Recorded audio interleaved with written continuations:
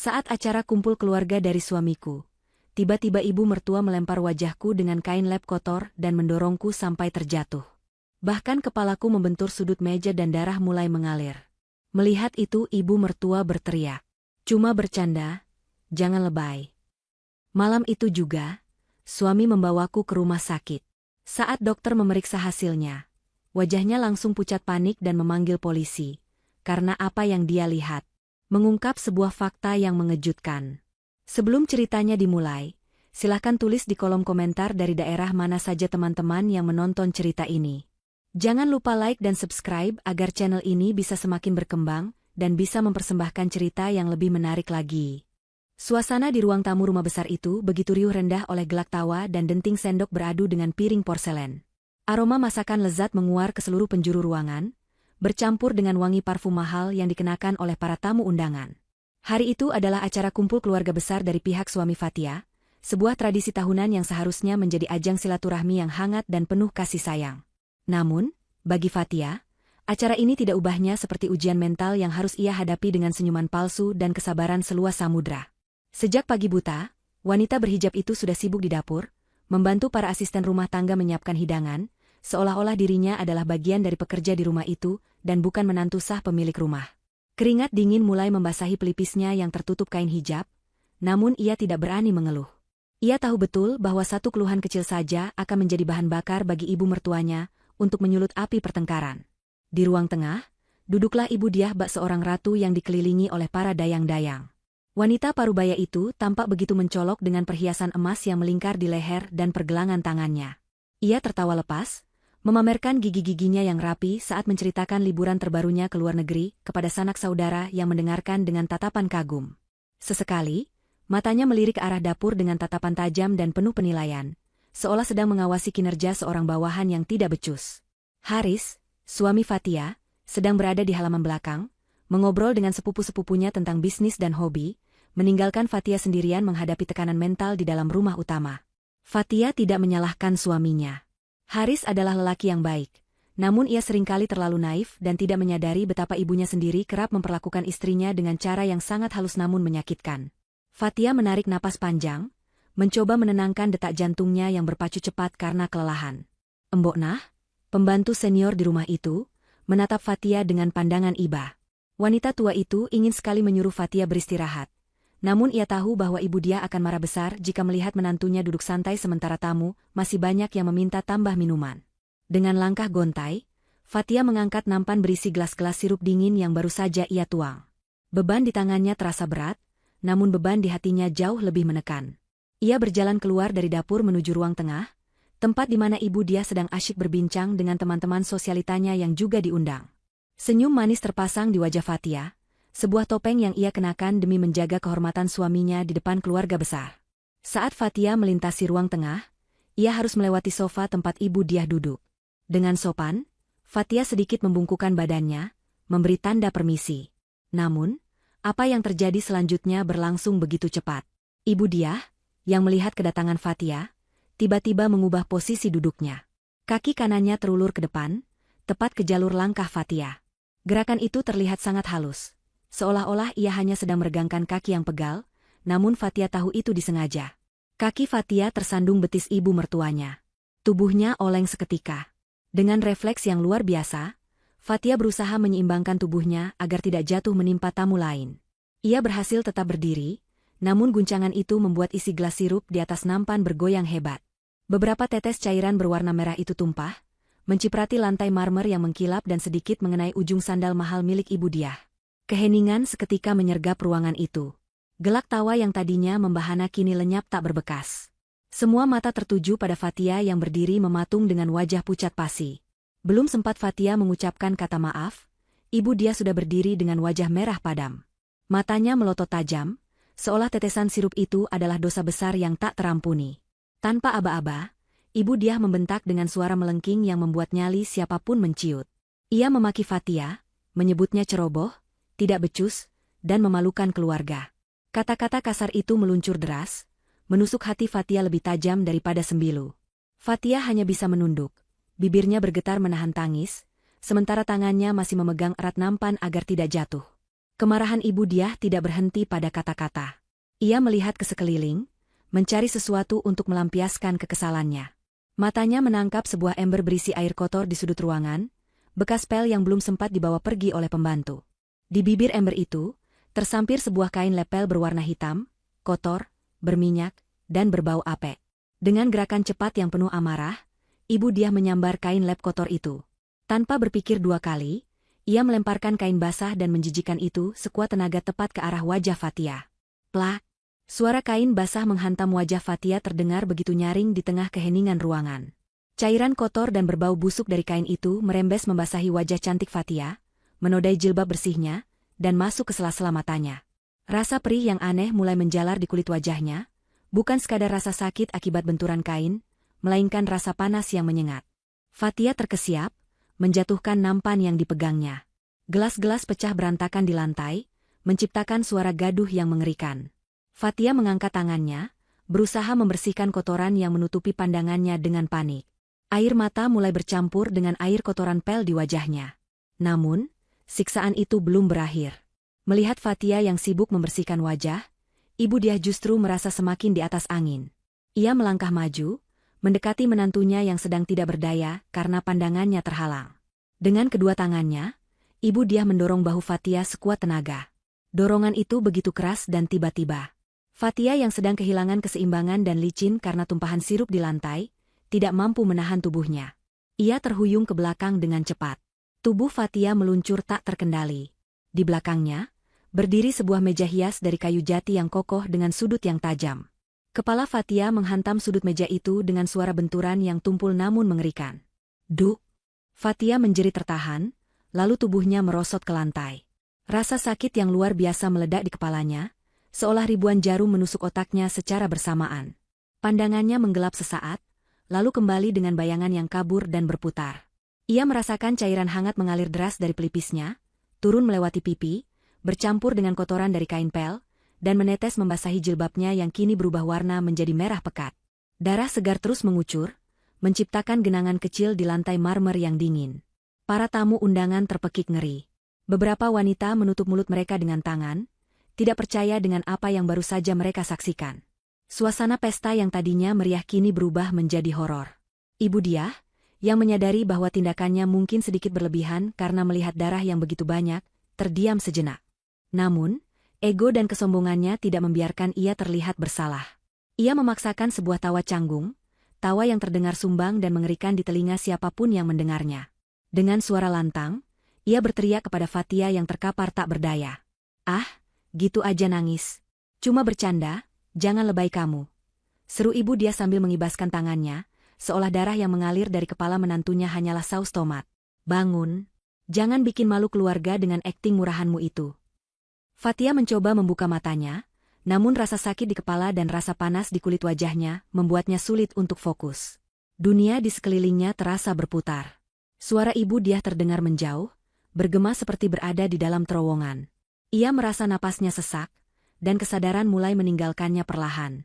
Dalam kekaburan pandangannya, ia melihat ibu Diah masih berdiri dengan angkuh, tidak ada sedikitpun raut penyesalan di wajah wanita itu. Justru, sebuah senyuman tipis dan dingin terukir di sana, senyuman kepuasan yang membuat bulu kuduk merinding. Tepat pada saat itulah, pintu penghubung antara ruang tengah dan halaman belakang terbuka lebar. Haris masuk dengan wajah ceria, berniat mengambil minuman dingin. Namun, senyum di wajahnya lenyap seketika saat matanya menangkap pemandangan di hadapannya. Ia melihat pecahan gelas berserakan, lantai yang basah, dan yang paling membuatnya hancur. Istrinya tergeletak di lantai dengan wajah penuh kotoran hitam dan darah yang terus mengalir deras dari kepalanya. Wajah Haris memucat. Jantungnya seakan berhenti berdetak. Ia berlari menerobos kerumunan tamu, tidak peduli menabrak siapapun yang menghalanginya. Ia menjatuhkan dirinya di samping Fatia, mengangkat kepala istrinya ke pangkuannya. Tangannya gemetar hebat saat menyentuh darah yang hangat dan lengket itu. Fatia, sayang, bangun, teriak Haris histeris. Ia menatap wajah istrinya yang mulai membiru. Lalu, dengan mata yang nyalang penuh amarah, ia mendongak menatap ibunya yang masih berdiri di sana. Apa yang terjadi, Bu? Apa yang ibu lakukan padanya? Ibu Diah mendengus pelan, melipat tangannya di dada. Istrimu itu yang ceroboh. Ibu cuma bercanda melempar lep, dia malah menjatuhkan diri. Lebay sekali dia, Riz. Biasa, orang kampung memang suka cari perhatian. Bercanda? Suara Haris meninggi, urat-urat lehernya menonjol keluar. Air mata mulai mengalir di pipinya. Ibu bilang ini bercanda? Lihat darah ini, Bu. Lihat istriku. Ini bukan bercanda, ini gila. Haris tidak mempedulikan lagi tatapan para tamu atau bisik-bisik tetangga. Yang ada di pikirannya hanyalah menyelamatkan nyawa wanita yang paling dicintainya. Ia segera menyelipkan tangannya ke bawah tubuh Fatia, mengangkatnya dengan sisa tenaga yang ia miliki. Fatia mengerang lirih, matanya terpejam rapat, napasnya semakin pendek dan putus-putus. Haris merasakan tubuh istrinya semakin dingin. Ketakutan yang amat sangat menyergap hatinya. Ia harus segera membawa Fatia pergi dari neraka ini, sebelum terlambat. Mobil sedan milik Haris melesat membelah jalanan kota yang cukup padat sore itu. Mesin mobil menderu kencang, dipacu hingga batas maksimal kemampuannya. Haris mencengkeram setir dengan tangan yang masih gemetar, buku-buku jarinya memutih karena tekanan yang begitu kuat. Di kursi penumpang sampingnya, Fatia terbaring lemas dengan sandaran kursi yang sudah direbahkan maksimal. Haris telah membalut luka di kepala Fatia dengan kemeja luarnya, namun darah masih terlihat merembes menembus kain itu, menciptakan noda merah yang semakin meluas. Wajah Fatia tampak mengerikan, sebagian tertutup noda hitam dari kain pel, dan kulit di sekitarnya terlihat memerah dan melepuh secara tidak wajar. Setiap detik terasa seperti berjam-jam bagi Haris. Pikirannya berkecamuk antara panik, marah, dan rasa bersalah yang mendalam. Ia terus membunyikan klakson, memaksa kendaraan lain untuk minggir, tidak peduli dengan sumpah serapah pengemudi lain yang terganggu. Matanya sesekali melirik ke arah Fatia, memastikan dada istrinya masih naik turun. Napas Fatia terdengar berat, sesekali diselingi rintihan kecil yang menyayat hati Haris. Bertahanlah, sayang. Sebentar lagi kita sampai. Tolong, jangan tinggalkan aku, bisik Haris dengan suara serak. Air mata terus mengalir membasahi pipinya, namun ia tidak sempat menyekanya. Ia mengutuk dirinya sendiri.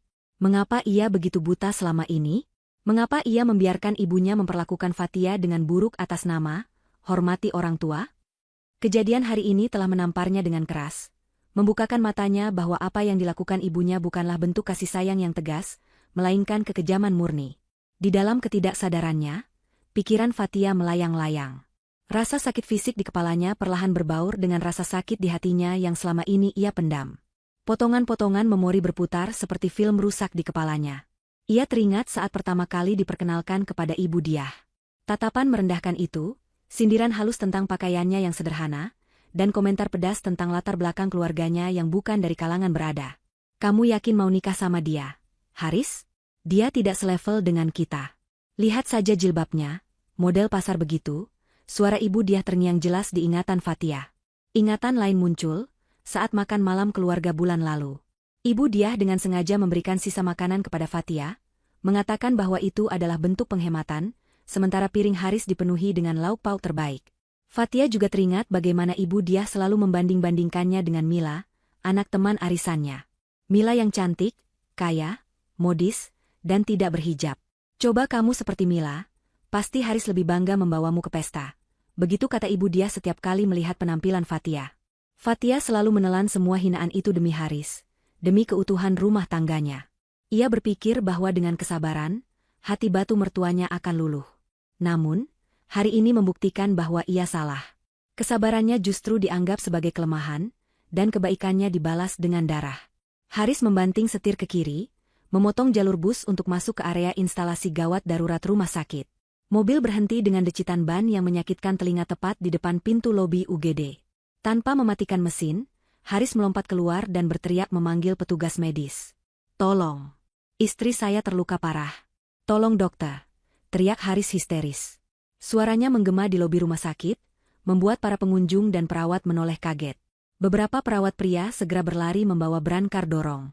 Haris dengan hati-hati mengangkat tubuh Fatia dari dalam mobil dan membaringkannya di atas brankar. Saat melihat kondisi wajah Fatia yang penuh kotoran dan darah, serta luka menganga di pelipisnya, para perawat itu tampak terkejut namun segera bertindak profesional.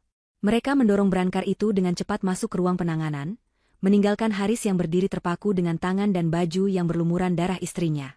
Sementara itu, di rumah besar ibu dia, suasana pesta masih berlanjut meskipun sedikit canggung. Para tamu yang tersisa berbisik-bisik membicarakan kejadian tadi. Namun, Ibu Diah dengan kemampuan manipulasi yang luar biasa, berusaha mengalihkan perhatian. Ia duduk kembali di sofa, meminum tehnya dengan tenang seolah tidak terjadi apa-apa. Kepada tamu yang bertanya, ia mengatakan bahwa Fatia memang memiliki riwayat penyakit vertigo dan sering berhalusinasi, sehingga tadi ia terjatuh sendiri karena pusing. Ia bahkan menambahkan bumbu cerita bahwa Fatia sengaja menjatuhkan diri untuk mendapatkan perhatian Haris yang akhir-akhir ini terlalu sibuk bekerja. Anak muda zaman sekarang memang suka drama.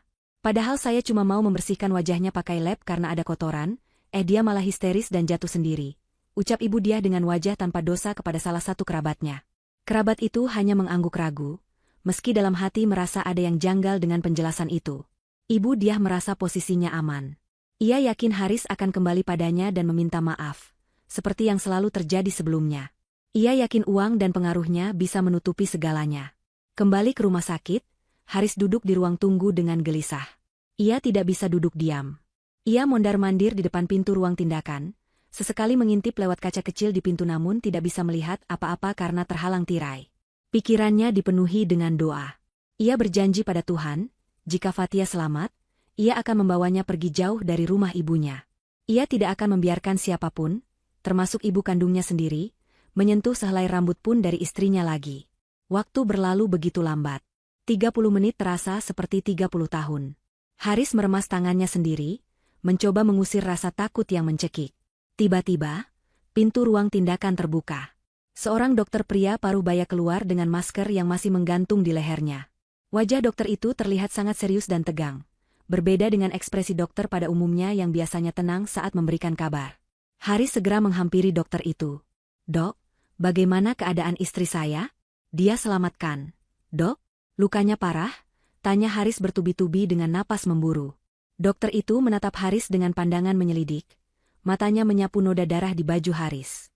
Ia tidak langsung menjawab pertanyaan tentang kondisi Fatia, juga tidak meminta Haris mengurus administrasi seperti prosedur biasanya. Sebaliknya, dokter itu memegang bahu Haris dengan cengkraman yang kuat, seolah menahan Haris agar tidak lari. "Bapak suaminya?" tanya dokter itu dengan suara berat dan bergetar menahan emosi. "Iya, Dok. Saya suaminya." "Tolong katakan istri saya baik-baik saja," jawab Haris, mulai merasakan firasat buruk dari nada bicara dokter tersebut. Dokter itu menghela napas panjang, lalu menatap lurus ke dalam mata Haris.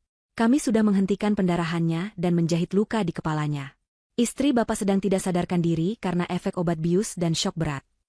Haris menghembuskan napas lega, namun kelegaan itu hanya bertahan sedetik. Dokter itu melanjutkan kalimatnya dengan nada yang jauh lebih mengerikan. "Tapi Bapak harus dengar ini baik-baik.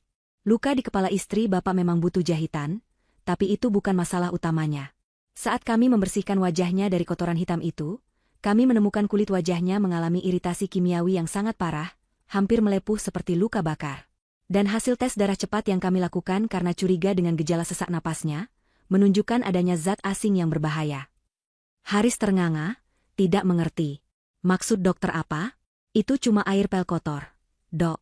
Ibu saya melemparnya pakai kain pel." Dokter itu menggeleng tegas. Wajahnya pucat karena panik namun bercampur kemarahan profesional. "Tidak, Pak. Itu bukan sekadar air pel kotor. Baunya, reaksi pada kulitnya, dan jejak di darahnya. Siapa yang melakukan ini padanya? Katakan sekarang sebelum terlambat, karena saya harus memanggil polisi saat ini juga." Haris mundur selangkah, kakinya terasa lemas. "Polisi? Kenapa harus polisi, Dok?" "Karena ini bukan kecelakaan rumah tangga biasa," bisik dokter itu dengan penekanan pada setiap kata, memastikan Haris mengerti gawatnya situasi. "Siapapun yang melakukan ini, tidak sedang bercanda. Mereka menggunakan bahan berbahaya yang bisa mematikan." Ucapan dokter itu menghantam kesadaran Haris seperti palu godam. Bukan sekadar air kotor? Bahan berbahaya? Seketika bayangan ibunya yang tersenyum sinis di tengah pesta kembali muncul di benaknya, kini dengan nuansa yang jauh lebih jahat dan mematikan. Apa yang sebenarnya ada di kain lab itu? Haris merasakan dunia di sekelilingnya runtuh, menyadari bahwa ia baru saja menyeret istrinya keluar dari lubang maut yang diciptakan oleh ibu kandungnya sendiri. Lorong rumah sakit yang didominasi warna putih itu terasa semakin dingin dan mencekam bagi Haris. Lampu neon di langit-langit berkedip sesekali, menciptakan bayangan yang bergerak gelisah di lantai, seirama dengan kegelisahan yang melanda hatinya. Haris masih berdiri mematung di hadapan dokter yang baru saja memberinya peringatan keras. Kata-kata dokter itu berdengung di telinganya, menolak untuk dicerna oleh akal sehatnya. Bagaimana mungkin kejadian di rumah tadi adalah sebuah percobaan pembunuhan? Bukankah itu hanya pertengkaran mertua dan menantu yang kelewat batas? Haris mencoba menyangkal, mencoba mencari alasan logis bahwa ibunya tidak sejahat itu. Namun, tatapan dokter di hadapannya tidak menyisakan ruang untuk keraguan. Tatapan itu penuh dengan kepastian medis yang menakutkan, tatapan seseorang yang sudah terlalu sering melihat kekejaman manusia yang tersembunyi di balik dinding rumah tangga. Haris menelan ludah yang terasa pahit di tenggorokannya. Dengan suara bergetar, ia mencoba menjelaskan kembali kronologi kejadian tersebut, berharap ada kesalahpahaman. Ia menceritakan bagaimana ibunya marah karena tumpahan sirup, lalu mengambil kain pel dari ember dan melemparnya.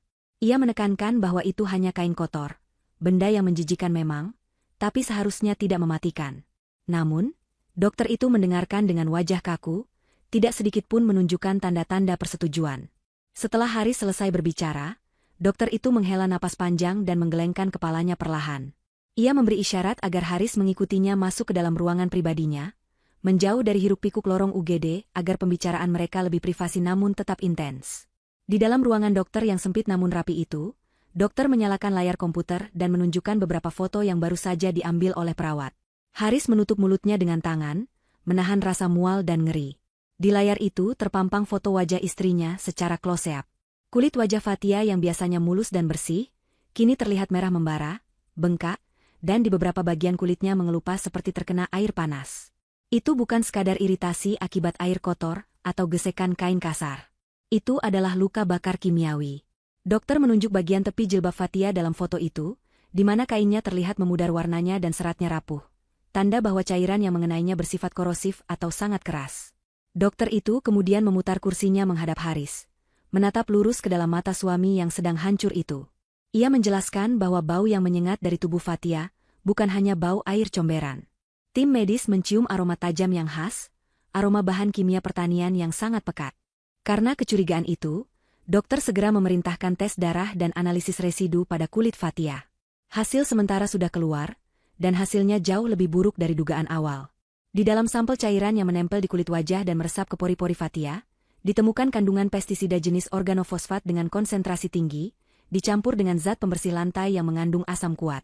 Campuran ini sangat berbahaya, bisa menyebabkan kerusakan saraf, kebutaan permanen jika mengenai mata, dan keracunan sistemik jika terhirup atau tertelan dalam jumlah tertentu.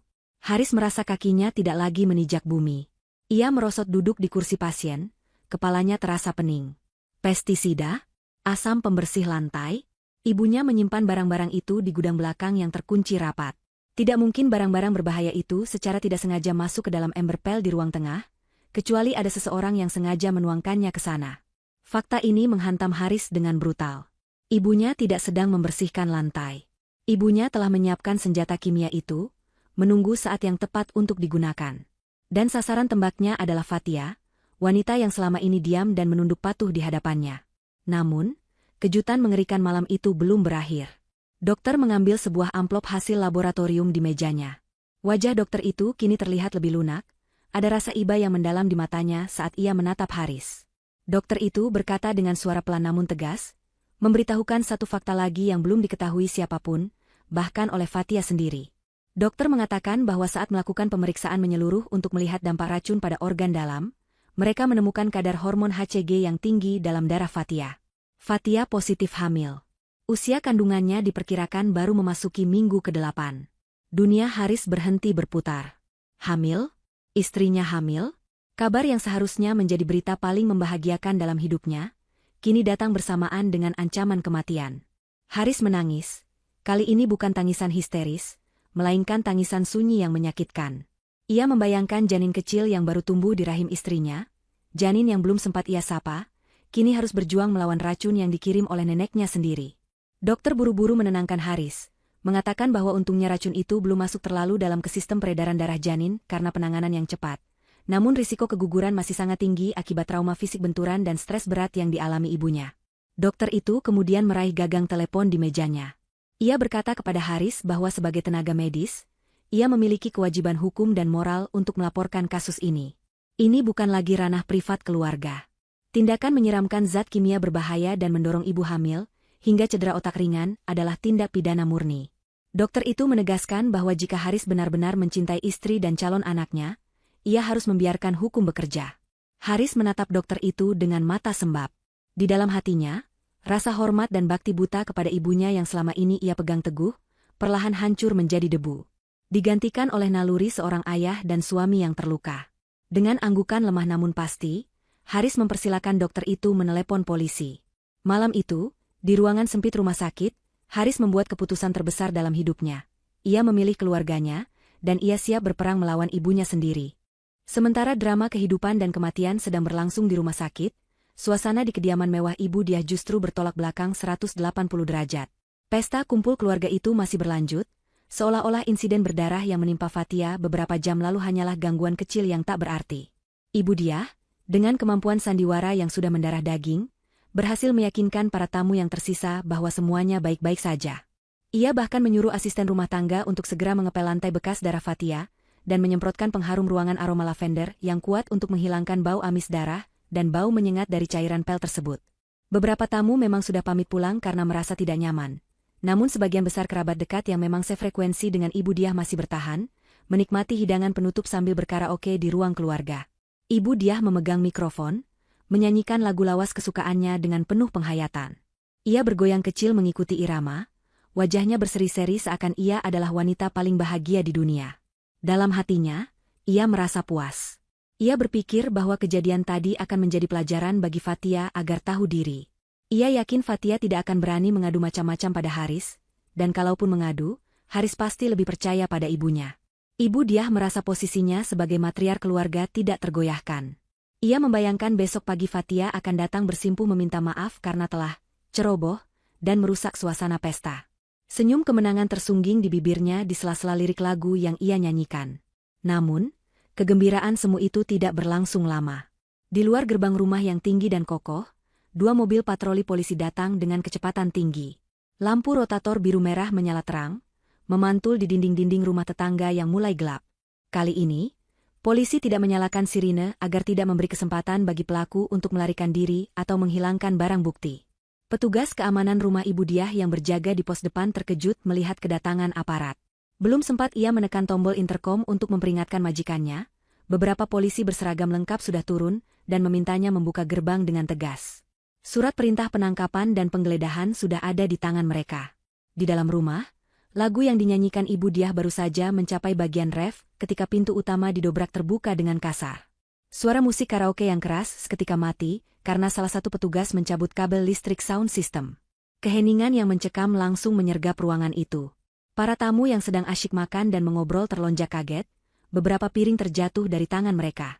Semua mata tertuju ke arah pintu masuk, di mana sekelompok polisi berdiri dengan wajah garang dan siap siaga. Inspektur polisi yang memimpin operasi itu melangkah maju, matanya menyapu seluruh ruangan sebelum akhirnya terkunci pada sosok ibu dia yang masih memegang mikrofon dengan mulut ternganga. Ibu dia, yang merasa terhina karena pestanya diganggu, segera memasang wajah angkuh.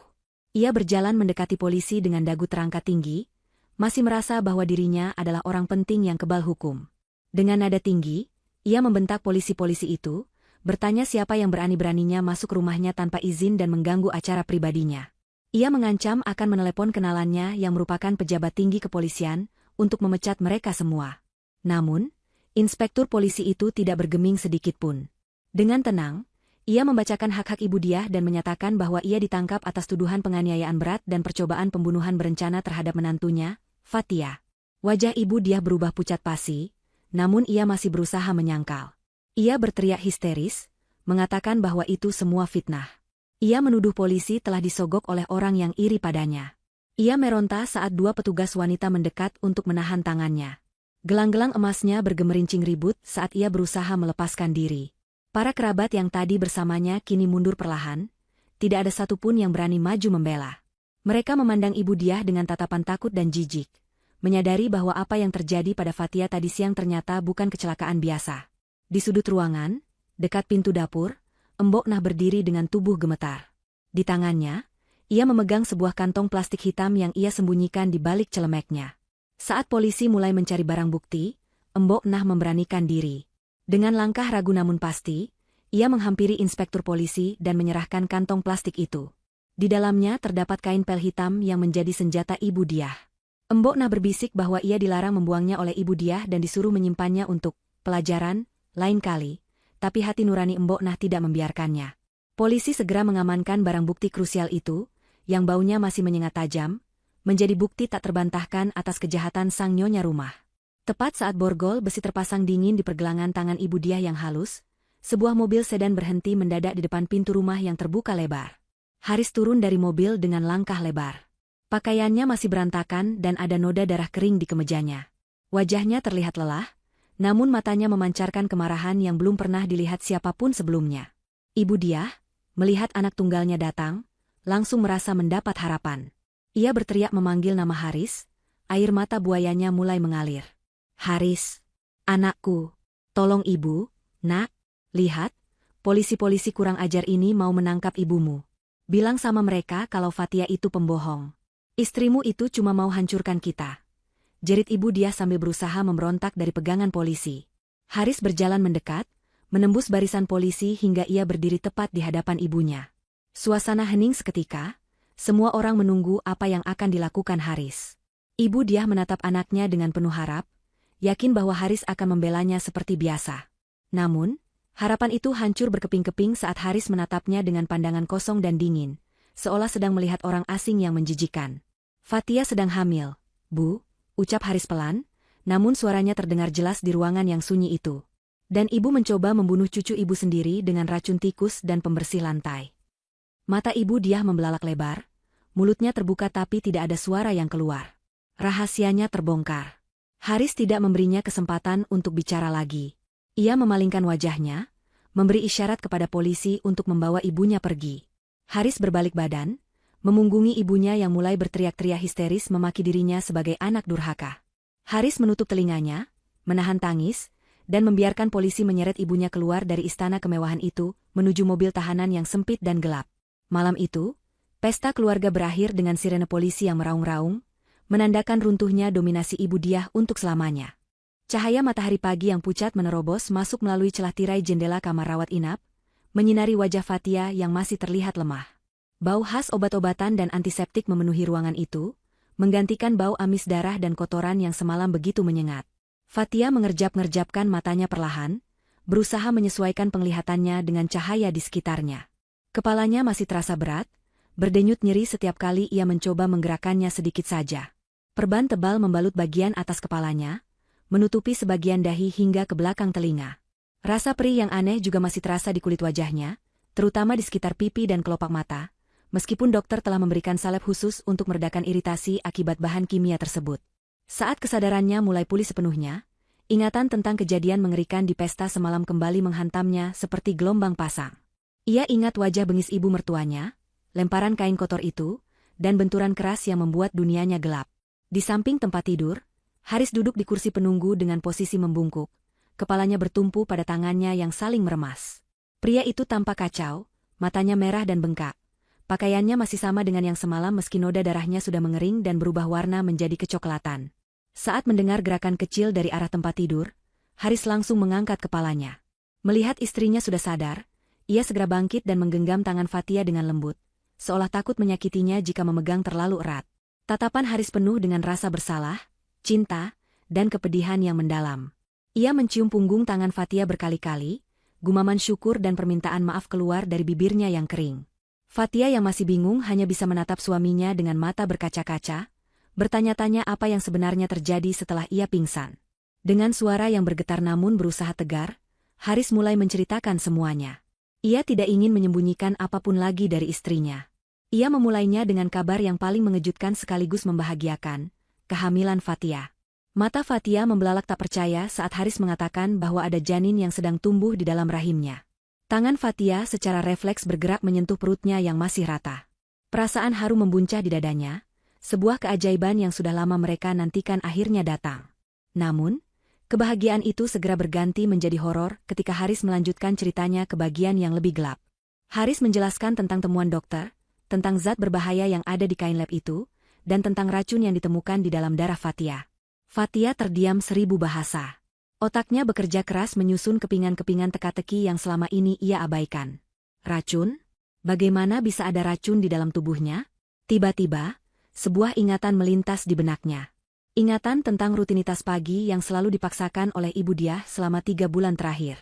Setiap pagi, tanpa absen, Ibu Diah selalu membawakan segelas minuman berwarna keruh yang ia sebut sebagai jamu herbal khusus untuk kesuburan. Baunya agak menyengat dan rasanya sangat pahit. Seringkali membuat Fatia mual setelah meminumnya. Namun, Ibu Diah selalu berdiri mengawasi sampai tetes terakhir, mengatakan bahwa itu adalah resep turun-temurun agar Fatia cepat hamil dan memberikan cucu laki-laki. Fatia yang polos dan ingin berbakti, selalu menuruti perintah itu tanpa curiga, meski seringkali ia merasa perutnya kram dan kepalanya pusing setelah meminumnya. Jamu itu, Mas. Bisik Fatia dengan suara parau, air mata mulai mengalir membasahi pipinya yang lebam. Ibu selalu memaksaku minum jamu setiap pagi. Katanya supaya aku sehat. Ternyata, Haris mengangguk lemah, rahangnya mengeras menahan amarah. Tim forensik kepolisian telah menemukan sisa bubuk pestisida dan bahan kimia peluru kandungan di dapur rumah mereka saat penggeledahan semalam. Botol-botol itu disembunyikan di dalam kaleng bekas biskuit di rak paling atas. Ternyata selama ini, ibunya secara sistematis meracuni Fatia dengan dosis kecil. Tujuannya bukan untuk membunuh Fatia seketika, melainkan untuk membuat kandungan Fatia lemah, sehingga ia akan terus keguguran atau bahkan mandul permanen. Dengan begitu, Ibu Diah punya alasan kuat untuk memaksa Haris menceraikan Fatia dan menikah dengan Mila, wanita pilihannya yang dianggap lebih sederajat. Rencana jahat itu disusun begitu rapi dan dingin, di balik topeng perhatian seorang ibu mertua. Fakta tentang kain lap itu lebih mengerikan lagi. Cairan yang membasahi kain itu bukanlah air bekas pel biasa. Itu adalah campuran pembersih keramik konsentrat tinggi yang dicampur dengan pestisida cair.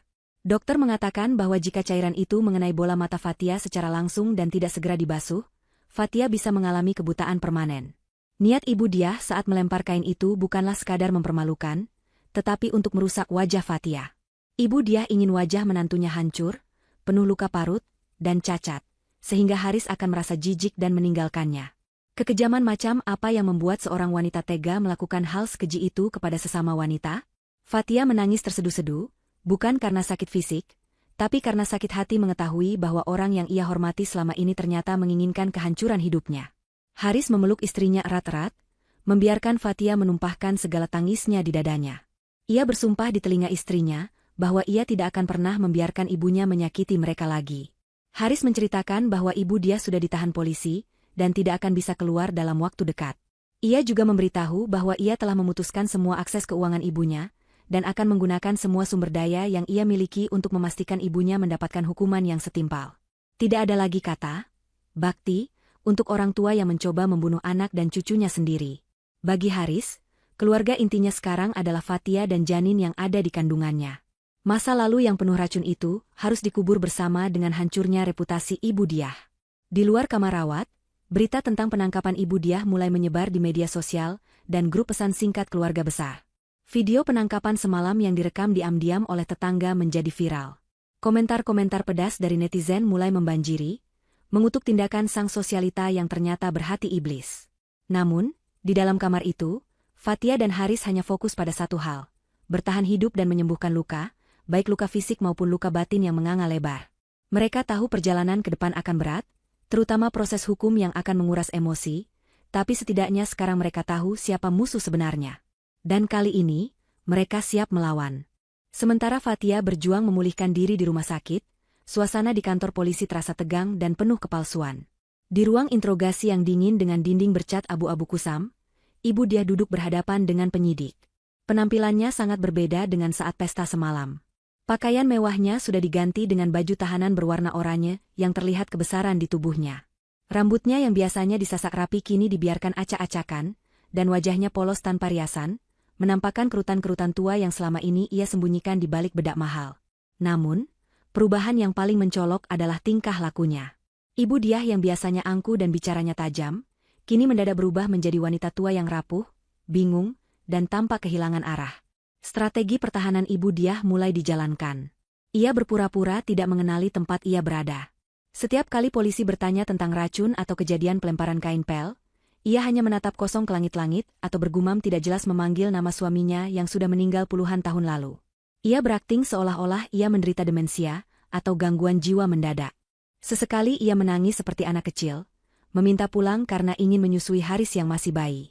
Aktingnya begitu meyakinkan, membuat beberapa petugas polisi muda sempat merasa ragu dan iba. Apakah mungkin wanita tua ini benar-benar tidak sadar akan perbuatannya? Apakah semua kekejaman itu dilakukan di bawah pengaruh penyakit mental? Pengacara sewaan Ibu Diah, seorang pria licik bernama Pak Burhan yang terkenal sering membebaskan koruptor dari jerat hukum, masuk ruangan dengan senyum percaya diri. Ia membawa tumpukan dokumen medis yang entah didapat dari mana, yang menyatakan bahwa kliennya memiliki riwayat gangguan kecemasan dan gejala awal Alzheimer. Pak Burhan dengan lantang mengajukan permohonan penangguhan penahanan kepada kepala penyidik. Ia berargumen bahwa penjara bukanlah tempat yang layak bagi wanita tua yang sakit-sakitan. Ia meminta agar Ibu Diah dijadikan tahanan rumah, atau dirawat di rumah sakit jiwa swasta yang mewah sampai kondisinya stabil. Pak Burhan juga mulai membangun narasi di depan media yang menunggu di luar, mengatakan bahwa ini semua adalah kesalahpahaman keluarga dan menuduh Fathia memanipulasi situasi untuk menguasai harta warisan Haris. Kabar tentang manuver licik ini sampai ke telinga Haris. Pria itu baru saja selesai mengurus administrasi rumah sakit ketika ia mendapat telepon dari penyidik yang mengabarkan kemungkinan Ibu Diah bisa lolos dari penjara dengan alasan kesehatan mental. Darah Haris mendidih. Ia tahu betul ibunya tidak gila. Ibunya sangat sadar, penuh perhitungan, dan sangat manipulatif. 2 hari yang lalu, ibunya masih lancar menghitung profit saham dan mengatur arisan sosialita dengan sangat detail. Tidak mungkin seseorang menjadi pikun mendadak hanya dalam waktu semalam, setelah tertangkap basah melakukan kejahatan. Haris merasa hukum sedang dipermainkan. Ia bergegas menuju kantor polisi, bertekad untuk memberikan kesaksian yang memberatkan ibunya sendiri. Namun, bukti yang paling mematikan justru datang dari arah yang tidak diduga. Saat Haris sedang berdebat dengan pengacara ibunya di lobi kantor polisi, Mbok Nah datang dengan tergopoh-gopoh. Wanita tua yang setia itu tampak ketakutan, ia terus menoleh ke belakang seolah takut ada yang mengikutinya. Di tangannya yang keriput, ia menggenggam erat sebuah flash disk kecil berwarna merah. Mbok Nah menghampiri Haris dengan mata berkaca-kaca. Dengan suara berbisik, ia mengaku bahwa selama ini ia tahu rencana jahat Ibu Diah, tapi ia terlalu takut untuk bicara karena diancam akan dibunuh keluarganya di kampung. Namun, melihat kondisi Fathia yang hamil dan hampir buta, hati nurani Mbok Nah tidak bisa lagi diajak kompromi. Ia menyerahkan flash disk itu kepada Haris, mengatakan bahwa itu adalah rekaman dari kamera CCTV tersembunyi yang pernah dipasang Haris di dapur setahun lalu untuk memantau kinerja pembantu, yang mungkin Ibu Diah lupa atau tidak sadar keberadaannya. Haris segera membawa bukti itu ke ruang penyidik. Jantungnya berdegup kencang saat penyidik menancapkan flash disk itu ke komputer dan memutar isi rekamannya. Di layar monitor, muncul gambar dapur rumah mereka dengan kualitas yang cukup jelas. Tanggal dan waktu rekaman menunjukkan pagi hari sebelum kejadian pesta. Di sana, terlihat jelas sosok Ibu Diah yang berpakaian rapi, sedang berdiri di depan meja dapur. Ia tidak terlihat bingung atau pikun sama sekali. Gerakannya cekatan dan matanya fokus. Ia mengambil sebuah botol kecil dari saku bajunya, lalu dengan hati-hati menuangkan bubuk putih ke dalam gelas berisi jamu yang biasa diminum Fathia. Yang membuat bulu kuduk semua orang di ruangan itu merinding, adalah apa yang dilakukan Ibu Diah selanjutnya. Setelah mengaduk racun itu, ia mengangkat gelasnya, menatap ke arah kamera CCTV, atau mungkin melihat pantulan dirinya di kaca lemari, dan tersenyum menyeringai. Bibirnya bergerak mengucapkan kalimat yang terekam meski suaranya samar, namun cukup jelas untuk dibaca gerak bibirnya, minum yang banyak, biar cepat mati. Biar Haris bisa nikah sama Mila. Kemudian, ia tertawa kecil, tawa yang penuh kesadaran dan kepuasan jahat. Ia bahkan sempat memeriksa ponselnya, membalas pesan dengan cepat, menunjukkan fungsi kognitif yang sangat prima. Rekaman itu mematahkan segala sandiwara yang sedang dimainkan Ibu Diah. Tidak ada tanda-tanda demensia, tidak ada kebingungan. Yang ada hanyalah niat jahat yang terencana dengan matang dan eksekusi yang dingin. Penyidik dan Haris terdiam menatap layar. Pengacara Pak Burhan yang ikut menonton, wajahnya langsung pucat dan kehilangan kata-kata. Bukti ini terlalu kuat dan telak.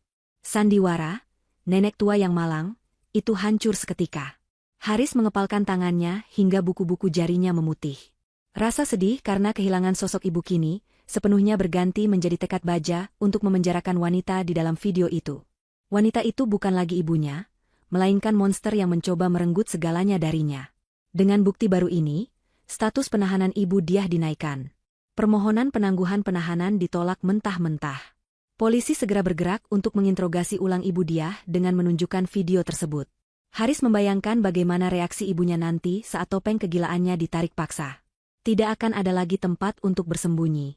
Keadilan, meskipun pahit karena harus memenjarakan orang tua sendiri, harus tetap ditegakkan. Haris keluar dari kantor polisi dengan langkah berat namun lega. Ia punya kabar baik untuk dibawa kembali ke rumah sakit. Kabar bahwa monster itu tidak akan pernah bisa menyakiti Fatia lagi. Dunia yang selama ini diagung-agungkan oleh Ibu Diah runtuh dalam sekejap mata, bukan karena gempa bumi atau bencana alam, melainkan karena gelombang amarah jutaan manusia yang menyaksikan kekejamannya melalui layar ponsel. Video rekaman CCTV yang memperlihatkan detik-detik dirinya menaburkan racun ke dalam gelas jamu Fatia telah bocor ke publik. Entah siapa yang membocorkannya pertama kali, apakah oknum di kepolisian atau pihak lain yang memiliki akses, namun dampaknya bagaikan bola salju yang menggelinding liar menghancurkan segalanya. Dalam hitungan jam, video itu telah ditonton jutaan kali dan dibagikan ke berbagai platform media sosial. Wajah Ibu Diah yang menyeringai jahat saat mengaduk racun menjadi simbol kejahatan mertua yang paling dibenci se-Indonesia. Komentar-komentar pedas, hujatan, dan kutukan membanjiri setiap akun media sosial yang berkaitan dengan dirinya, bahkan merembet ke akun bisnis mendiang suaminya yang kini dikelola Haris. Masyarakat tidak hanya marah, mereka murka. Narasi tentang ibu mertua dari neraka menjadi topik pembicaraan di warung kopi, pasar, hingga perkantoran mewah. Para netizen yang jeli bahkan mulai menggali kehidupan pribadi Ibu Diah. Mereka membongkar gaya hidup hedonisnya, tas-tas mewahnya yang ternyata dibeli dari uang perusahaan anaknya, hingga sikap angkuhnya kepada para tetangga. Reputasi sebagai sosialita terpandang yang dibangun Ibu Diah selama puluhan tahun hancur lebur, menjadi debu dalam waktu kurang dari 24 jam. Teman-teman arisan sosialitanya, yang dulu selalu memuji dan menjilatnya demi mendapatkan traktiran atau koneksi bisnis, kini satu persatu menjauh bagaikan tikus yang melompat dari kapal karam. Mereka berlomba-lomba membuat klarifikasi di akun media sosial masing-masing, menyatakan bahwa mereka tidak terlalu kenal dekat dengan Ibu Diah dan mengutuk keras perbuatannya. Ibu Diah benar-benar sendirian, terisolasi dalam kebencian publik yang ia tanam sendiri. Sementara badai digital sedang mengamuk di luar sana, Haris sedang melancarkan serangan balik yang jauh lebih nyata dan mematikan di dunia nyata. Pagi itu, dengan wajah dingin dan tekad yang bulat, Haris mendatangi kantor pusat bank tempat semua aset keluarga disimpan. Ia mengenakan setelan jas rapi, namun matanya memancarkan aura ketegasan yang membuat siapapun enggan menatapnya lama-lama. Selama ini, karena rasa hormat dan bakti yang keliru, Haris membiarkan ibunya memegang kendali penuh atas rekening perusahaan dan aset warisan ayahnya. Ia membiarkan ibunya berfoya-foya, berpikir bahwa itu adalah cara membahagiakan orang tua. Namun, setelah mengetahui bahwa uang itu juga digunakan untuk membeli racun dan membayar pengacara licik demi menghancurkan istrinya, Haris sadar ia harus menghentikan aliran darah finansial ibunya. Di ruangan manajer bank yang dingin, Haris menandatangani berkas-berkas penting. Sebagai pewaris tunggal yang sah dari mendiang ayahnya, dan karena status ibunya kini sebagai tersangka tindak pidana berat yang melibatkan aset keluarga, Haris memiliki wewenang hukum untuk membekukan akses ibunya. Dengan goresan pena di atas kertas, Haris memutus satu-satunya sumber kekuatan Ibu Diah, uang. Semua kartu kredit, rekening giro, deposito, dan akses ke brankas perhiasan diblokir total.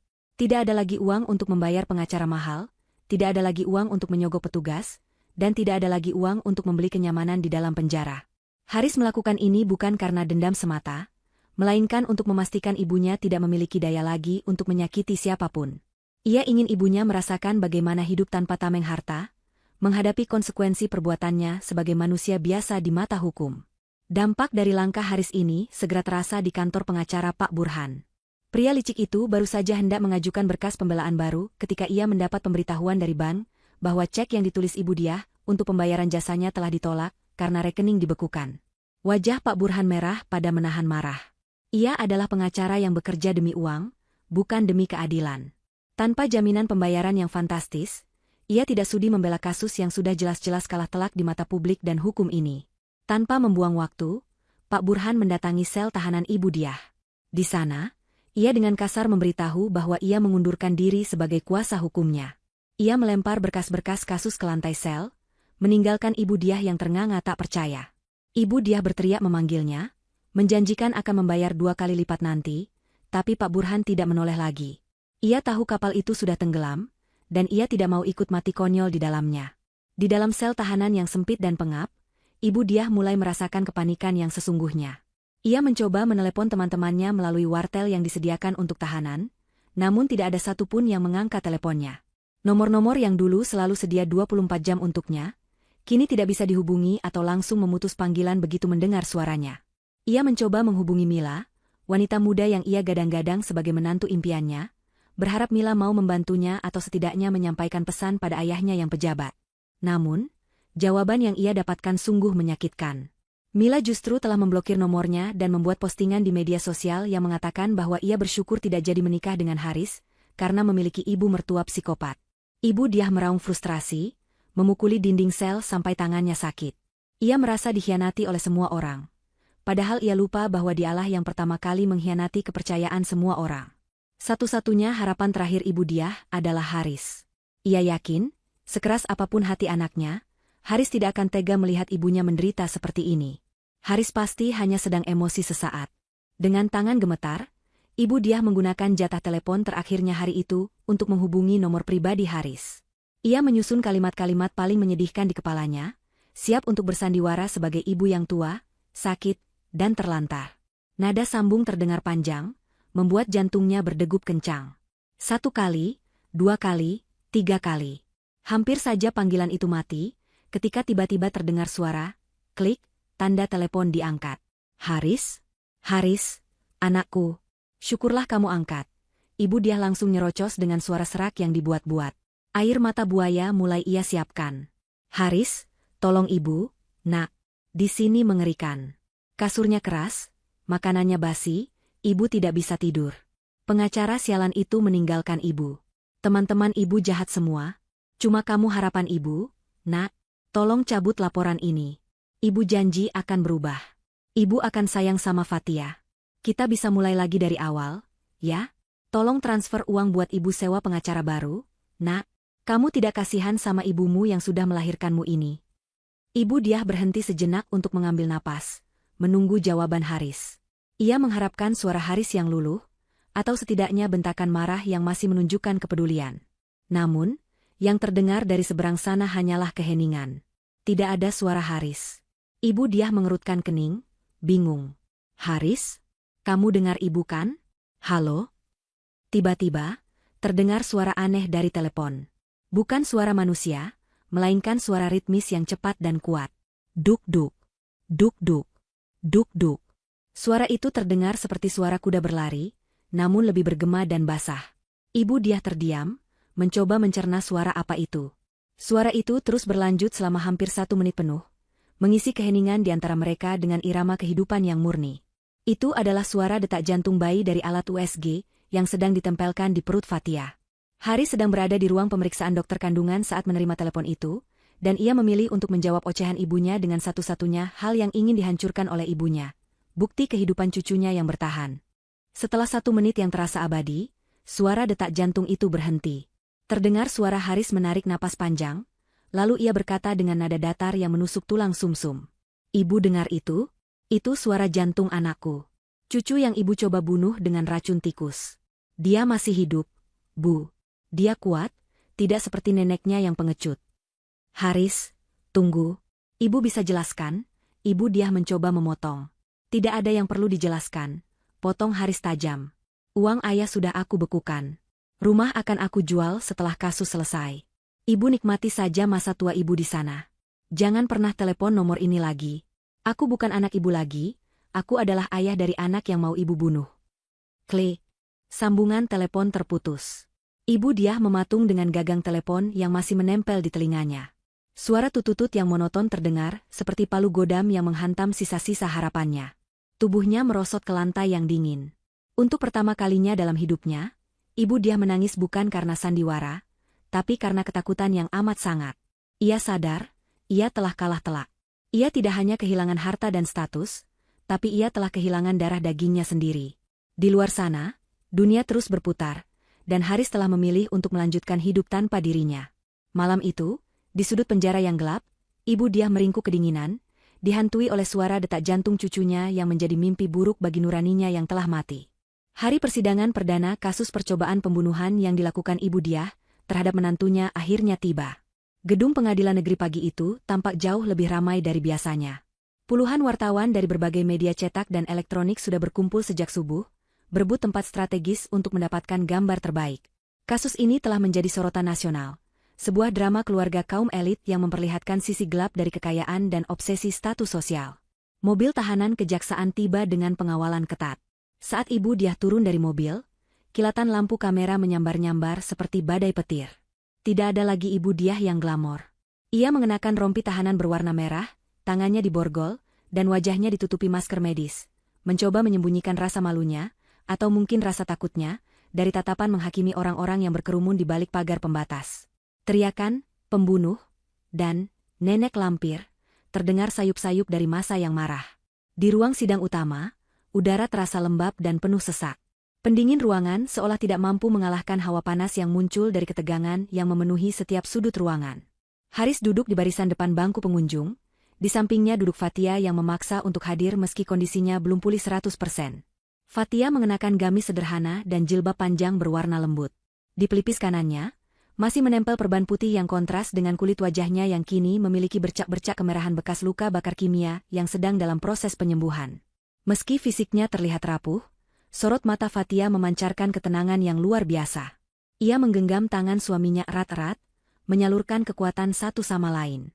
Kehadiran Fatia di sana bukan untuk membalas dendam, melainkan untuk mencari keadilan bagi dirinya dan janin yang hampir saja kehilangan nyawa. Hakim mengetuk palu 3 kali, menandakan sidang dimulai. Jaksa penuntut umum, seorang pria parubaya dengan kacamata tebal dan reputasi tanpa kompromi, membacakan dakwaan dengan suara lantang dan jelas. Ia menjabarkan kronologi kejadian dengan detail yang mengerikan, mulai dari perencanaan pemberian racun secara bertahap melalui jamu, hingga puncaknya pada insiden pelemparan kain pel beracun di pesta keluarga. Setiap kalimat yang keluar dari mulut jaksa, membuat pengunjung sidang bergidik ngeri. Sementara itu, Ibu Diah duduk di kursi terdakwa dengan kepala tertunduk. Ia didampingi oleh pengacara baru yang ditunjuk oleh negara, karena ia sudah tidak mampu membayar pengacara swasta. Pengacara publik itu tampak pasrah, menyadari betapa beratnya bukti yang dihadapi kliennya. Saat sesi pemeriksaan saksi dimulai, Fatia dipanggil ke depan. Suasana ruang sidang hening seketika. Langkah Fatia pelan namun pasti menuju kursi saksi. Saat ia duduk dan membuka maskernya untuk disumpah, terdengar desah napas tertahan dari para pengunjung melihat bekas luka di wajahnya. Luka itu adalah bukti bisu kekejaman yang tak terbantahkan. Fatia memberikan kesaksian dengan suara yang tenang namun menyayat hati. Ia menceritakan bagaimana ia selalu berusaha menjadi menantu yang baik, bagaimana ia menuruti semua perintah Ibu Diah, termasuk meminum jamu pahit itu setiap pagi demi menyenangkan hati mertuanya. Ia tidak menangis histeris, air matanya hanya menetes pelan saat ia menceritakan rasa sakit yang ia rasakan saat cairan kimia itu membakar wajahnya, dan ketakutan luar biasa yang ia rasakan saat tahu bayinya dalam bahaya. Kesaksian Fatia yang jujur dan tanpa emosi berlebihan justru semakin membuat simpati hakim dan pengunjung semakin besar. Ia tidak melebih-lebihkan, ia hanya menyampaikan fakta yang sudah cukup mengerikan tanpa perlu dibumbui. Giliran Ibu Diah untuk memberikan keterangan tiba. Strategi yang ia gunakan kali ini bukan lagi pura-pura gila, karena video CCTV sudah mematahkan hal itu. Kini, ia mencoba strategi victim blaming atau menyalahkan korban. Dengan wajah yang dibuat memelas, Ibu Diah menyangkal berniat membunuh. Ia berdalih bahwa ia hanya ingin memberi pelajaran pada Fatia yang menurutnya tidak sopan dan malas. Ia mengklaim bahwa ia tidak tahu menahu soal kandungan berbahaya di dalam kain pel itu, mengatakan bahwa mungkin pembantunya lah yang salah mencampur cairan pembersih. Tentang racun di jamu, ia berbohong dengan mengatakan itu hanya vitamin dosis tinggi, yang mungkin tidak cocok dengan tubuh Fatia. Ia berusaha memposisikan dirinya sebagai mertua yang tegas namun sebenarnya sayang, yang kini difitnah oleh menantu yang ingin menguasai harta anaknya. "Saya ini orang tua, Pak Hakim," ucap Ibu Diah dengan suara bergetar yang dibuat-buat. "Mana mungkin saya tega membunuh cucu saya sendiri? Itu jamu mahal, saya beli untuk kesehatannya." Fatia itu yang sering berhalusinasi. Mungkin dia sendiri yang meracuni dirinya supaya Haris benci sama saya. Dia itu licik, Pak Hakim. Jangan tertipu sama wajah polosnya. Jaksa penuntut umum tersenyum sinis mendengar pembelaan konyol itu. Ia kemudian memanggil saksi ahli, Dr. Erlangga, dokter yang menangani Fatia di UGD. Dr. Erlangga masuk membawa hasil laboratorium lengkap. Dengan bahasa medis yang lugas dan tak terbantahkan, ia menjelaskan bahwa jenis pestisida yang ditemukan dalam darah Fatia adalah jenis yang sangat spesifik dan jarang dijual bebas. Sama persis dengan residu yang ditemukan di botol yang disita dari dapur Ibu Diah. Dokter juga menjelaskan bahwa luka bakar di wajah Fatia memiliki pola yang menunjukkan siraman atau lemparan langsung dengan volume besar, bukan sekadar cipratan tidak sengaja. Zat ini bersifat korosif tingkat tinggi, yang mulia, jelas Dr. Erlangga sambil menunjuk grafik di layar proyektor. Paparan sekecil apapun pada mata bisa menyebabkan kebutaan permanen. Dan dosis pestisida yang terakumulasi di tubuh korban sudah mencapai ambang batas yang bisa memicu keguguran spontan. Ini bukan kelalaian, ini adalah peracunan sistematis. Penjelasan ilmiah itu memojokkan Ibu Diah. Wajahnya mulai merah padam, topeng ketenangannya mulai retak. Jaksa kemudian mencecar Ibu Diah dengan pertanyaan-pertanyaan tajam seputar video CCTV. Jaksa memutar ulang video saat Ibu Diah tersenyum menyeringai setelah menuang racun. Jika itu hanya vitamin, saudara terdakwa, tanya jaksa dengan suara menggelegar, mengapa Anda tersenyum seperti itu? Dan mengapa Anda bergumam, biar cepat mati? Siapa yang Anda ingin matikan dengan vitamin? Itu cuma bercandaan, elak Ibu Diah panik. Saya bicara sendiri. Bercanda tentang kematian menantu Anda, desak jaksa semakin mendekat. Anda terobsesi menjodohkan anak Anda dengan wanita lain bernama Mila, bukan? Anda menganggap Fatia penghalang. Akui saja, Anda memang berniat menyingkirkannya. Tekanan di ruang sidang mencapai puncaknya. Ibu Diah merasa seperti tikus yang terpojok oleh kucing. Ia melihat ke arah Haris, berharap ada pembelaan, tapi Haris menatapnya dengan tatapan jijik yang sama seperti saat di kantor polisi. Ia melihat Fatia yang duduk tenang dengan bekas luka di wajahnya, seolah mengejek kekalahannya. Rasa malu, marah, dan ego yang terluka bercampur menjadi satu bom waktu yang siap meledak. Pertahanan dirinya runtuh. Kontrol emosinya hilang. Tiba-tiba, Ibu Diah berdiri dari kursinya, menggebrak meja terdakwa dengan keras. Ia menunjuk wajah Fatia dengan jari telunjuk yang gemetar karena amarah. Iya, memang aku yang lakukan. Puas kalian? Teriak Ibu Diah histeris, suaranya menggema ke seluruh penjuru ruangan hingga membuat semua orang terlonjak kaget. Harusnya dia mati saja. Dia itu parasit. Dia tidak pantas buat anakku. Dia cuma orang kampung miskin yang merusak keturunan ningratku. Harusnya racun itu mematikan janinnya sekalian biar tidak lahir darah kotor dari rahimnya. Aku cuma mau menyelamatkan Haris dari perempuan pembawa sial ini. Keheningan yang mencekam menyusul teriakan itu. Hakim, jaksa, pengacara, bahkan wartawan terdiam 1000 bahasa. Pengakuan itu keluar begitu saja. Jujur, telanjang, dan mengerikan. Ibu Diah baru saja menggali kuburannya sendiri di depan hukum. Ia terengah-engah, dadanya naik turun, matanya melotot liar. Namun sedetik kemudian, ia menyadari apa yang baru saja ia katakan. Ia melihat wajah-wajah ngeri di sekelilingnya. Ia melihat hakim yang menggelengkan kepala sambil mencatat sesuatu dengan tegas. Ia melihat Haris yang memeluk Fatia yang menangis ketakutan. Ibu Diah merosot kembali ke kursinya, tubuhnya lemas seketika. Ia sadar, ia telah kalah. Tidak ada lagi alibi, tidak ada lagi sandiwara. Kata-katanya sendiri telah menjadi vonis yang tak bisa ditarik kembali.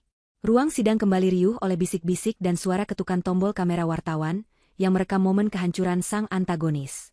Keadilan sudah menemukan jalannya, bukan melalui bukti canggih semata, tapi melalui kesombongan pelaku itu sendiri. Suasana di ruang sidang pengadilan negeri hari itu terasa begitu berat dan mencekam, seolah udara di dalamnya telah disedot keluar dan digantikan oleh ketegangan yang menyesakkan dada. Setelah pengakuan histeris Ibu Diah yang mengguncang seluruh hadirin, persidangan berlanjut dengan agenda pembacaan putusan oleh majelis hakim. Ibu Diah duduk di kursi pesakitan dengan tubuh merosot, wajahnya pucat pasi tanpa sisa-sisa keangkuhan yang dulu menjadi ciri khasnya. Matanya menatap kosong ke arah meja hakim, sementara tangannya yang keriput gemetar di atas pangkuan, memainkan ujung rompi tahanan berwarna merah yang kini menjadi identitas barunya. Di belakangnya, puluhan pasang mata pengunjung sidang menatap punggungnya dengan tatapan menghakimi, seolah ribuan jarum menusuk kulitnya. Tidak ada lagi teman sosialita yang datang mendukung, tidak ada keluarga yang membela. Ia benar-benar sendirian di tengah lautan manusia yang membencinya. Hakim ketua, seorang pria parubaya dengan wibawa yang membuat nyali ciut, membetulkan letak kacamatanya sebelum mulai membacakan lembar putusan yang tebal. Suaranya bergema melalui pengeras suara, tegas dan tanpa keraguan. Hakim menguraikan satu persatu fakta hukum yang telah terbukti di persidangan. Mulai dari perencanaan jahat pembelian racun pestisida, manipulasi psikologis terhadap korban, hingga tindakan kekerasan fisik yang mengakibatkan cacat permanen berupa bekas luka bakar dan ancaman terhadap nyawa janin. Hakim menekankan bahwa tindakan terdakwa bukan sekadar emosi sesaat, melainkan sebuah kejahatan terencana yang dilakukan dengan kesadaran penuh dan hati yang dingin. Pengakuan terdakwa di sidang sebelumnya yang menyatakan harapan agar korban dan janinnya mati, menjadi poin yang memberatkan karena menunjukkan tidak adanya rasa penyesalan yang tulus dari lubuk hati terdakwa. Saat palu hakim terangkat tinggi, jantung Ibu Diah seakan berhenti berdetak. Waktu terasa melambat. Suara ketukan palu itu terdengar seperti dentang lonceng kematian bagi sisa hidupnya. Hakim menjatuhkan vonis hukuman penjara selama 20 tahun dipotong masa tahanan. Angka itu membuat ruangan sidang gempar seketika. Bagi wanita seusia Ibu Diah, vonis 20 tahun sama artinya dengan hukuman seumur hidup. Ia kemungkinan besar akan menghabiskan sisa usianya di balik jeruji besi, menua dan mati di sana tanpa pernah menghirup udara kebebasan lagi. Ibu Diah menjerit, sebuah teriakan panjang yang menyayat hati, campuran antara ketidakpercayaan dan keputusasaan. Ia mencoba bangkit berdiri, meronta-ronta memanggil nama anaknya, namun dua petugas pengadilan dengan sigap menahan dan memegang kedua lengannya dengan kuat. Haris, yang duduk di barisan depan sambil memeluk bahu Fatia, hanya menundukkan kepalanya saat vonis dibacakan. Ada rasa lega yang luar biasa menjalar di dadanya, sebuah beban berat yang selama ini menghimpit paru-parunya akhirnya terangkat. Keadilan telah ditegakkan. Ibunya, orang yang melahirkannya namun juga orang yang mencoba menghancurkan masa depannya, kini harus membayar mahal atas perbuatannya. Fatia mengusap punggung tangan suaminya, memberikan kekuatan tanpa kata-kata. Ia melihat sosok mertuanya yang diseret keluar ruang sidang sambil menangis meraung-raung, namun tidak ada lagi rasa takut di hati Fatia. Wanita yang dulu selalu membuatnya gemetar ketakutan itu, kini hanyalah seorang narapidana tua yang menyedihkan. Fatia menutup matanya sejenak, memanjatkan doa syukur karena ia dan bayinya masih diberi keselamatan melewati badai ini. Kehancuran Ibu Diah tidak berhenti pada hilangnya kebebasan fisik. Di luar tembok pengadilan, eksekusi terhadap aset-aset yang selama ini ia banggakan mulai berjalan. Sesuai dengan kesepakatan keluarga dan bukti hukum, bahwa Ibu Diah telah menyalahgunakan dana perusahaan untuk tindak kejahatan, seluruh akses keuangannya dicabut total. Rumah mewah bergaya Eropa klasik yang selama puluhan tahun menjadi simbol status sosialnya, tempat di mana ia sering mengadakan pesta-pesta glamor untuk memamerkan kekayaan, kini telah dipasang papan, dijual. Haris bergerak cepat. Ia tidak ingin menyimpan kenangan buruk di rumah itu. Barang-barang pribadi milik ibunya, mulai dari koleksi tas bermerek, perhiasan berlian, hingga lukisan-lukisan mahal, dikeluarkan dan dilelang. Uang hasil penjualan rumah dan aset-aset tersebut tidak diambil sepeser pun oleh Haris untuk kepentingan pribadi. Ia mendonasikan sebagian besar hasilnya ke yayasan panti asuhan dan lembaga bantuan hukum untuk korban kekerasan dalam rumah tangga, sebagai bentuk penebusan dosa keluarganya. Ibu Diah, yang kini mendekam di sel tahanan sementara sebelum dipindahkan ke lembaga pemasyarakatan, belum menyadari sepenuhnya bahwa ia telah jatuh miskin. Ia masih berhayal bahwa setelah keluar nanti, ia masih bisa kembali ke rumah mewahnya. Namun, kenyataan pahit segera menamparnya saat ia dipindahkan ke sel blok wanita di penjara umum. Mobil tahanan yang membawanya berbau apek dan panas. Sepanjang perjalanan, ia duduk berhimpitan dengan tahanan lain yang menatapnya dengan pandangan sinis. Sesampainya di penjara, ia dipaksa menanggalkan seluruh pakaiannya untuk pemeriksaan, sebuah prosedur yang sangat merendahkan martabatnya sebagai mantan nyonya besar. Pakaian sutra halusnya diganti dengan seragam narapidana berbahan kasar yang gatal di kulit. Tidak ada lagi pelayan yang membawakan air hangat, tidak ada lagi kasur empuk.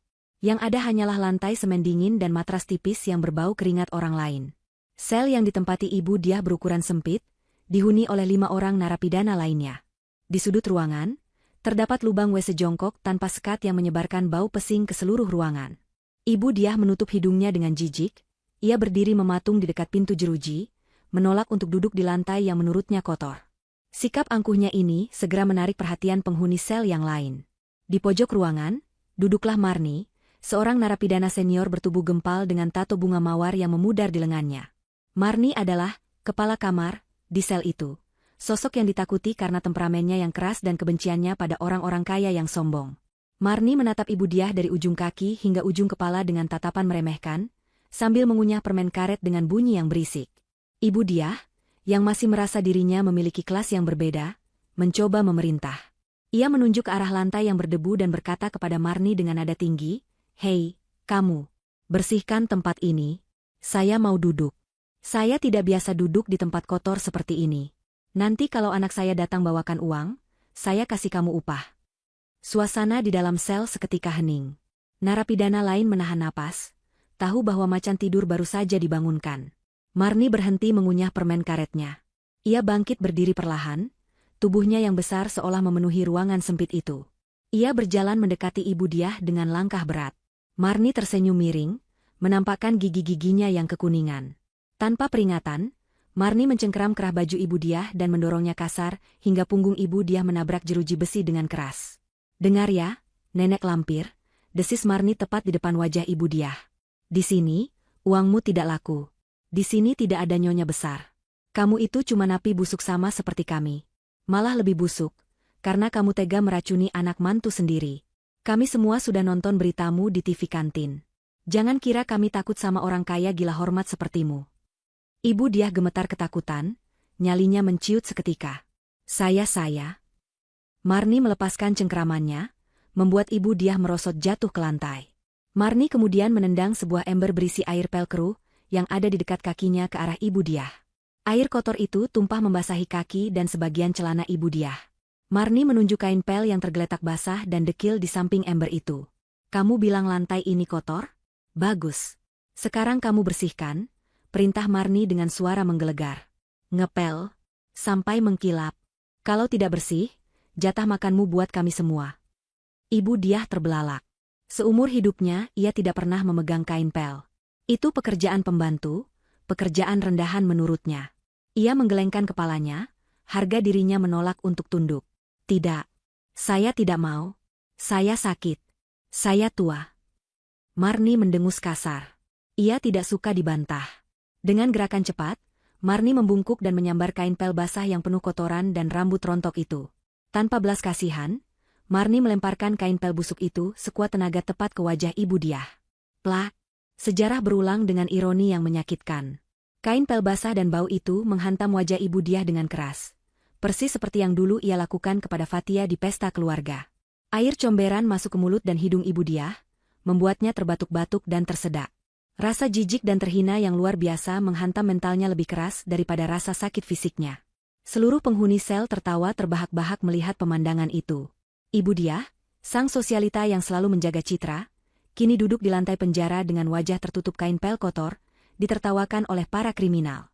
Marni berkacak pinggang, menatap puas pada karyanya. Itu rasanya, Nyonya. Enak kan dilempar kain pel? Itu karma buat kamu. Sekarang, bangun dan ngepel. Atau mau aku celupkan kepalamu ke lubang WC?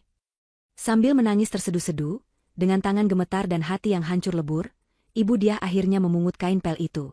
Ia mulai menggosok lantai semen yang kasar, air matanya menetes bercampur dengan air kotor di lantai. Setiap gerakan tangannya terasa menyakitkan, namun rasa sakit di hatinya jauh lebih parah. Ia menyadari bahwa di tempat ini, ia adalah makhluk paling rendah. Tidak ada Haris yang akan datang menyelamatkannya, tidak ada uang yang bisa membelinya keluar. Ini adalah neraka dunia yang ia ciptakan sendiri, dan ia baru saja melangkah masuk ke lingkaran pertamanya. Di luar sana, matahari mulai terbenam, menandai berakhirnya era kejayaan Ibu Diah dan dimulainya masa kegelapan yang panjang dan sunyi. 7 bulan telah berlalu sejak badai besar itu menghantam kehidupan rumah tangga Haris dan Fatia. Waktu, seperti halnya air sungai yang mengalir tenang, perlahan membasuh luka-luka masa lalu dan membawa kehidupan baru ke permukaan. Mereka kini tinggal di sebuah kota kecil yang berjarak ratusan kilometer dari hiruk-pikuk kota besar tempat tinggal mereka yang lama. Rumah baru mereka tidaklah megah seperti istana Ibu Diah. Itu hanyalah sebuah rumah tipe 45 yang sederhana dengan cat dinding berwarna krem lembut, namun memiliki halaman depan yang asri penuh dengan bunga-bunga yang ditanam sendiri oleh tangan Fatia. Tidak ada pilar marmer, tidak ada lampu kristal gantung, dan tidak ada perabotan impor yang harganya selangit. Yang ada hanyalah kehangatan yang merambat di setiap sudut ruangan, tawa yang lepas tanpa beban, dan kedamaian yang tak ternilai harganya. Pagi itu, sinar matahari menerobos masuk lewat jendela kamar utama, menyinari sebuah tempat tidur bayi yang terbuat dari kayu jati sederhana. Di dalamnya, seorang bayi laki-laki berusia 1 bulan sedang tertidur pulas dengan mulut sedikit terbuka. Namanya Fathan, sebuah nama yang berarti kemenangan. Kemenangan atas maut, kemenangan atas kejahatan, dan kemenangan cinta kedua orang tuanya. Fatia berdiri di samping tempat tidur bayi itu, menatap putranya dengan tatapan yang penuh takjub. Jari jemari mungil Fathan sesekali bergerak dalam tidurnya, menggenggam udara. Fatia tersenyum lembut, tangannya terulur mengusap pipi gembul bayinya. Hatinya membuncah oleh rasa syukur yang tiada tara. 7 bulan lalu, ia hampir kehilangan nyawa kecil ini karena racun. Namun, kuasa Tuhan jauh lebih besar daripada niat jahat manusia. Fathan lahir dengan sehat, sempurna, dan kuat, tanpa cacat sedikitpun akibat paparan zat kimia masa lalu. Fatia kemudian berjalan menuju meja rias. Ia memandang pantulan dirinya di cermin. Wajahnya kini terlihat lebih segar dan berisi. Namun, Jejak masa lalu itu tidak sepenuhnya hilang. Di pelipis kanannya, tepat di tepi garis di mana jilbabnya menempel, masih terlihat bekas luka parut kemerahan yang samar. Kulit di sekitar mata kanannya juga memiliki tekstur yang sedikit berbeda akibat luka bakar kimia, meskipun sudah jauh membaik berkat perawatan intensif. Dulu, Fathia sering menangis saat melihat cermin, merasa dirinya cacat dan buruk rupa. Tapi sekarang, ia memandang bekas luka itu dengan perasaan yang berbeda. Itu bukan lagi aib, melainkan tanda jasa seorang pejuang. Bekas luka itu adalah bukti bahwa ia pernah melewati api neraka dan berhasil keluar sebagai pemenang. Ia adalah ibu yang tangguh, istri yang sabar, dan wanita yang selamat. Fathia merapikan jilbabnya, menutupi sebagian bekas luka itu dengan anggun, lalu tersenyum pada dirinya sendiri. Ia cantik, bukan karena kesempurnaan kulitnya, tapi karena kekuatan jiwanya. Di ruang tengah, Haris sedang duduk santai menikmati kopi paginya sambil membaca berita daring di tablet.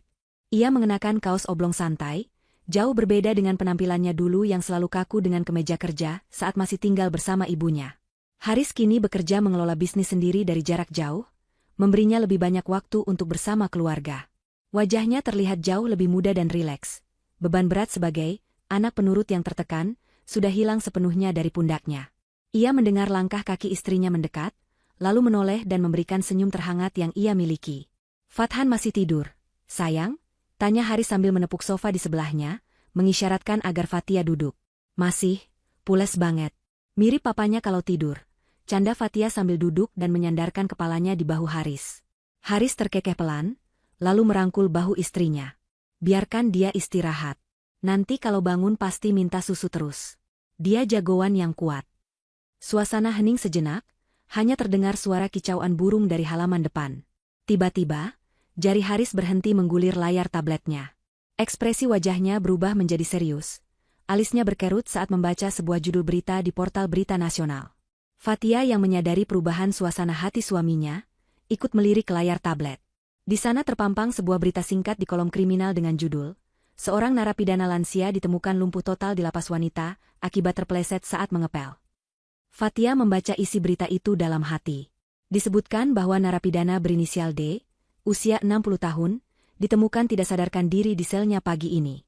Menurut keterangan rekan satu selnya, napi tersebut terpeleset di lantai yang licin saat sedang dipaksa melakukan piket kebersihan mengepel lantai. Kepalanya membentur lantai semen dengan keras, menyebabkan pendarahan otak dan stroke mendadak yang mengakibatkannya lumpuh total seluruh badan. Berita itu juga menyebutkan bahwa napi tersebut kini dirawat di bangsal rumah sakit penjara dalam kondisi vegetatif, tidak bisa bicara dan tidak bisa bergerak, hanya bisa mengedipkan mata. Paragraf terakhir berita itu yang paling menyedihkan. Hingga berita ini diturunkan, belum ada satupun pihak keluarga yang bisa dihubungi atau datang menjenguk kondisi narapidana tersebut. Fathia terdiam. Ia tahu persis siapa narapidana berinisial D itu. Ingatan tentang ibu dia kembali muncul sekelebat. Ada rasa getir yang aneh di hatinya. Bukan rasa senang melihat penderitaan orang lain, karena Fathia bukan pendendam. Tapi lebih kepada rasa keprihatinan melihat akhir hidup seseorang yang begitu tragis akibat kesombongannya sendiri. Ibu dia yang dulu begitu takut kakinya kotor, kini lumpuh akibat terpeleset saat membersihkan kotoran. Ibu dia yang dulu mulutnya begitu tajam mencaci maki, kini tidak bisa lagi berbicara sepatah kata pun. Karma telah bekerja dengan cara yang sangat puitis dan presisi. Haris meletakkan tabletnya di meja, lalu mematikan layarnya. Ia tidak mengatakan apa-apa tentang berita itu, tidak ada komentar pedas, tidak ada sumpah serapah. Ia hanya menghela napas panjang, seolah melepaskan sisa-sisa terakhir dari masa lalunya yang kelam. Ia menatap Fathia, menatap mata istrinya yang jernih dan penuh kasih. "Sudah, tidak perlu dibaca lagi," kata Haris lembut. "Itu bagian dari masa lalu yang sudah kita tutup bukunya." Fathia mengangguk setuju. "Iya, Mas. Semoga Allah mengampuni dosa-dosanya." "Amin," jawab Haris singkat. Ia kemudian meraih tangan Fathia dan menciumnya. "Sekarang, fokus kita cuma ke depan. Ke Fathan, ke kita, dan ke rumah kecil ini. Aku tidak mau ada bayang-bayang gelap lagi yang masuk ke sini." Tiba-tiba terdengar suara tangisan bayi yang nyaring dari kamar tidur. Fathan sudah bangun dan menuntut perhatian. Tangisan itu memecah keseriusan di antara mereka, menggantinya dengan kesibukan orang tua baru yang menyenangkan. "Nah, bos kecil sudah bangun," kata Haris sambil tertawa, matanya berbinar ceria. "Ayo, Bu Negara, tugas memanggil." Fathia tertawa renyah, tawa yang benar-benar lepas dan bahagia. Ia bangkit dari sofa, berjalan beriringan dengan Haris menuju kamar bayi.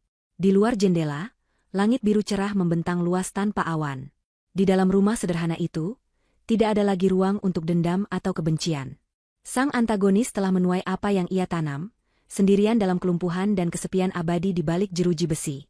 Sementara sang protagonis, Fathia dan Haris, melangkah maju menyambut masa depan yang cerah, dikelilingi oleh cinta yang tulus dan kebahagiaan yang sederhana namun sejati. Cerita tentang penderitaan itu telah berakhir, berganti menjadi lembaran baru kehidupan yang penuh berkah.